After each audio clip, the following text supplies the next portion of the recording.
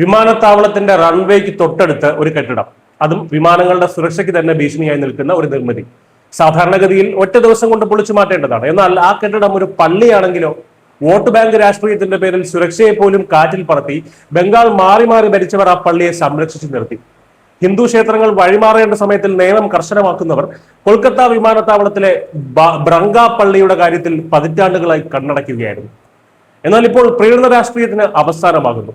വിമാനത്താവളത്തിനുള്ളിലെ ആ 136 വർഷം പഴക്കമുള്ള മസ്ജിദ് പൊളിച്ചു നീക്കം തുടങ്ങിയിരിക്കുകയാണ്. കൊൽക്കത്ത നേതാജി സുഭാഷ് ചന്ദ്രബോസ് അന്താരാഷ്ട്ര വിമാനത്താവളത്തിന്റെ തന്ത്രപ്രധാനമായിട്ടുള്ള ഓപ്പറേഷണൽ ഏരിയയ്ക്കുള്ളിലാണ് ഗൗരിപൂർ ജുമാ മസ്ജിദ് അഥവാ ബ്രങ്ക പള്ളി സ്ഥിതി ചെയ്യുന്നത്. എയർപോർട്ടിന്റെ രണ്ടാമത്തെ റൺവേയിൽ നിന്നും വെറും 165 മീറ്റർ മാത്രം അകലെയാണത്. ഒരു റൺവേയുടെ 240 മീറ്റർ ചുറ്റളവിൽ യാതൊരു നിർമ്മിതികളും പാടില്ല എന്ന ഏവിയേഷൻ നിയമം നിലനിൽക്കുമ്പോഴാണ് ഈ പള്ളി ഇവിടെ തലയുയർത്തി നിൽക്കുന്നത്. ഇപ്പോൾ പള്ളി പൊളിച്ചു മാറ്റാനുള്ള നീക്കങ്ങൾക്ക് വീണ്ടും ജീവൻ വച്ചിരിക്കുകയാണ്.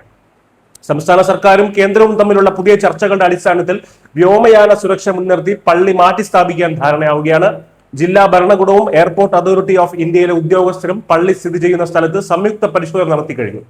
നോർത്ത് 24 പർഗനാസ് ജില്ലാ മജിസ്ട്രേറ്റ് ഓഫീസിൽ നടന്ന യോഗത്തിൽ സുരക്ഷാ പ്രശ്നങ്ങൾ ഉദ്യോഗസ്ഥർ എടുത്തു പറഞ്ഞതോടെ കേന്ദ്ര നിലപാടിനൊപ്പം നിൽക്കാൻ സംസ്ഥാന സർക്കാരും തയ്യാറാവുകയാണ്.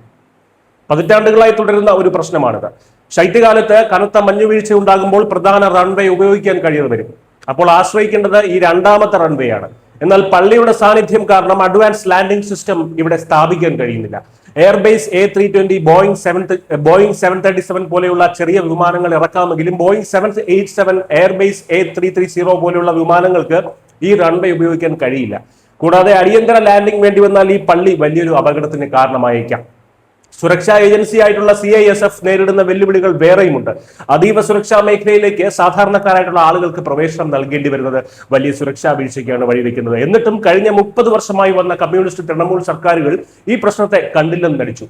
ഹിന്ദു ക്ഷേത്രങ്ങൾ അനധികൃതമാണെന്ന് പറഞ്ഞ് ഇടിച്ചു നിരത്താൻ യാതൊരു മടിയും കാണിക്കാത്തവർ ന്യൂനപക്ഷ വോട്ട് ബാങ്ക് ലക്ഷ്യം വെച്ച് പള്ളിയെ സംരക്ഷിച്ചു നിർത്തി. രാഷ്ട്രീയ പ്രേരണത്തിന് മുൻപിൽ രാജ്യത്തിന്റെ സുരക്ഷ ബലികഴിക്കപ്പെടുന്നതിന്റെ ബംഗാളിലെ അനേകം ഉദാഹരണങ്ങളിൽ ഒന്നാണ് ബ്രങ്ക പള്ളി. റൺവേയുടെ രൂപകൽപ്പന മാറ്റാനും പള്ളിയിലേക്കുള്ള വഴി തിരിച്ചുവിടാനുമൊക്കെ മുൻപ് പലതവണ ആലോചിച്ചെങ്കിലും ന്യൂനപക്ഷ പ്രീണനം എന്ന ഒറ്റ അജണ്ടയിൽ അതെല്ലാം തട്ടിത്തകർന്നു.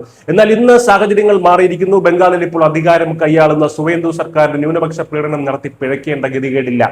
അതുകൊണ്ട് തന്നെ കേന്ദ്ര സർക്കാരിന്റെ കർശന നിലപാടും സുരക്ഷാ ഏജൻസികളുടെ നിരന്തരമായ മുന്നറിയിപ്പുകളും അവഗണിക്കേണ്ട ആവശ്യവും ഇപ്പോഴത്തെ ബംഗാൾ സംസ്ഥാന സർക്കാരിനില്ല. തീരുമാനങ്ങൾ എളുപ്പമല്ല, മതപരമായിട്ടുള്ള പ്രാധാന്യമുള്ള വിഷയമായതിനാൽ മതപ്രതിനിധികളുമായി ചർച്ചകൾ തുടരുകയാണെന്നും അടിയന്തരമായി യാതൊരു നടപടിയും ഉണ്ടാകില്ല എന്നുമാണ് ഉദ്യോഗസ്ഥർ പറയുന്നത്. എങ്കിലും നീണ്ട 3 പതിറ്റാണ്ടുകളുടെ രാഷ്ട്രീയ നാടകങ്ങൾക്കും പ്രീണനങ്ങൾക്കും ഒടുവിൽ നിയമം നടപ്പിലാക്കാൻ പോവുകയാണ്. വോട്ട് ബാങ്കിനേക്കാൾ വലുതാണ് ജനങ്ങളുടെ ജീവനും സുരക്ഷയുമെന്ന് ബംഗാൾ വൈകിയാണെങ്കിലും മനസ്സിലാക്കുന്നു എന്നത് ആശ്വാസകരമാണ്. മാറ്റങ്ങൾ വരികയാണ്. യാഥാർത്ഥ്യത്തിന് മുന്നിൽ വോട്ട് ബാങ്ക് രാഷ്ട്രീയം വഴിമാറാൻ നിർബന്ധിതരാകും. News desk Keralam.